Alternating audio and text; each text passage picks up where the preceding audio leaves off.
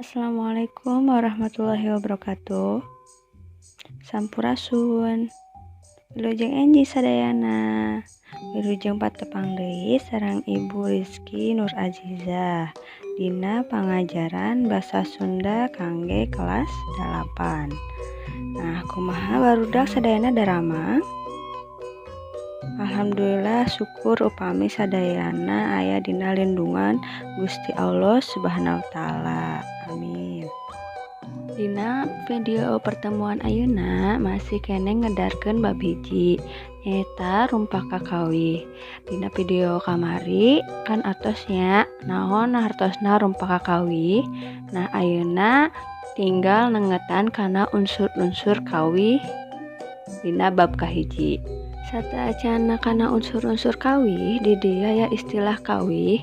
Istilah kawih teh dibagi tilu nyaeta kawih atau ngawih nu artina lagu. Contohna nu kamarinya karatagan pahlawan. Nu kadua kakawihan nyaeta sarua lagu saminya lagu. Cuman laguna kangge kaulinan barudak. Contohna oray-orayan. Nu katilu nyata tembang. Tembah oge sami sapertos lagu, cuman tina pupuh awalna. Contohna mupuh kembang eta aya dina pupuh sinom. Nah, ayeuna nembe urang patalika kana unsur-unsur kawih. Unsur kawih teh dibagi kana 5 bagian. Nyaeta nu kahiji jejer atau sens. Nyaeta jejer teh pokok pikiran anu aya dina rumpah kakawih atau urang sering disebut temanya. Nu kadua rasa atau feeling. Rasa teh ngajiwaan si rumpah kakawih bisa kapanggih sabada dibaca santos dibacanya. Nah, dibacana teh digorowokeun, digalantangkeun, dihariringkeun atawa dilenyepan dina jero hate. Nu katilu nyaeta wirahma atau tun ya. Wirahma teh nada sikep pangarang anu maca. Jadi tina sikep pangarang ngabalukarkeun ayana suasana nu karasa ku nu maca. Jadi urang nu maca bisa ngarasakeun naon anu dibaca ku si pengarang. Nu kaopat nyaeta amanat, intention. Amanat teh nyaeta pesen pengarang anu karasa ku nu maca rumpah kakawih. Tapi najan kitu amanat dina hiji rumpah kakawih ditangtukeunana teh gumantung nu maca. Jadi amanatnya itu tergantung yang baca ya. Nah, nu terakhir nomor kalima nyaeta purwakanti. Purwakanti teh padekeutna atawa saruana sora kecap dina ungkara kalima. Coba tingali contoh nu dihandap. Ditenan deui rumpah kakawih ieu dihandap. Sinatria dan nalaga, bela bangsa jeung negara, dibarengan tekad suci berjuang keur lemah cai. Nah, sinatria dan nalaga kaasup kana padalisan kahiji. Padalisan teh nyaeta barisan atau jajaran.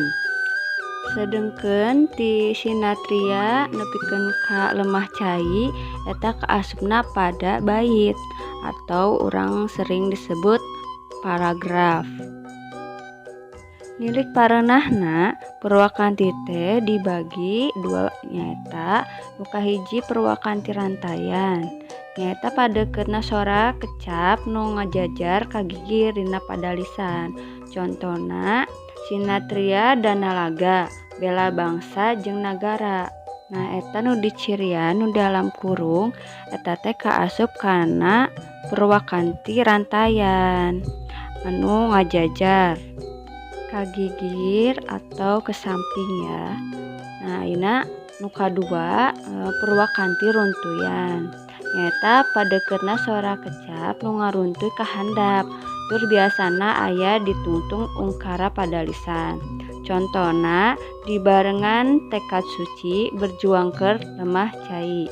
Tah eta huruf anu dalam kurung kaasup kana purwakanti runtuyan ka handap atau ke bawah ya. Nah, Sangkan hidup leuwih ngarti, ayeuna ku ibu dipasihan pancen mandiri atau tugas sendiri ya.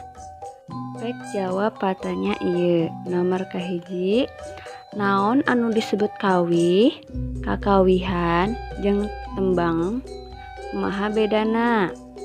Nomor kadua, naon anu disebut pada jeung padalisan dina rumpaka kawih. Nu katilu, jentrekeun naon anu disebut purwakanti dina rumpaka kawih. Nu kaopat, naon bedana purwakanti rantayan jeung purwakanti runtuyan teh. Nomor 5, naon anu disebut tema, nada, rasa, jeung amanat dina rumpaka kawih.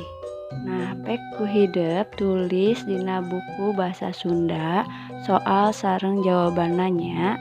Wilujeng ngerjakeun, pami anu tadi ngaregepkeun ibu ngajelaskeun pasti bakal bisa ngajawab soal nu tadi. Nah, dina padaran ayeuna dicekapkeun dugikeun ka dieu. Hatur nuhun kana perhatosanana, wilujeng patepang deui dina pangajaran anu salajengna. Assalamualaikum warahmatullahi wabarakatuh.